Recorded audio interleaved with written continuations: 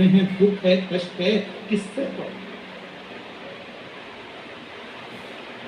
कई माताएं तो ऐसी भी होती हैं भाई, पत्र लिखती हैं, कहे गुरुजी हमारे घर में अभी इनकी तबीयत ठीक हुई, फिर ससुर की तबीयत खराब हो गई, देवर का हो गया, देवरानी का हो गया, सास की हो गई, मेरी हो गई, बच्चे बीमार पड़ रहे हैं, कहीं कोई बीमार पड़ रहा, कोई बीमार पड़ रहा, एक ना एक घर में बीमार पड़ते ही रह रहे हैं, कोई ठीक रह ही नहीं पा रहा। गुरुदेव हमारे घर में कोई दोष हो गया क्या, या हमारे पूजन के कक्ष में कोई तकलीफ हो गई, या हमारे घर में पितृदोष हो गया, वास्तु दोष हो गया, कालसर्प दोष हो गया, एक बीमार पड़ता एक ठीक होता, फिर बीमार पड़ता फिर ठीक होता, फिर बीमार पड़ता फिर ठीक होता। शिव महापुराण की कथा कर रही है, शंकर भगवान का चरित्र कर रहा है।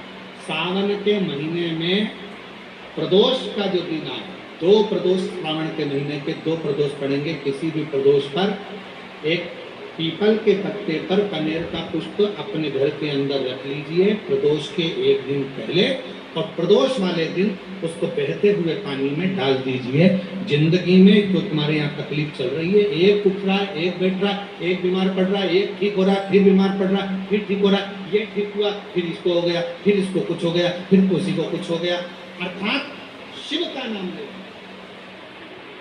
और फिर ध्यान देना, इस क्रम को करने के लिए आपको तुमरुकेश्वर महादेव का नाम लेना पड़ेगा। कौन से महादेव का नाम बोलना?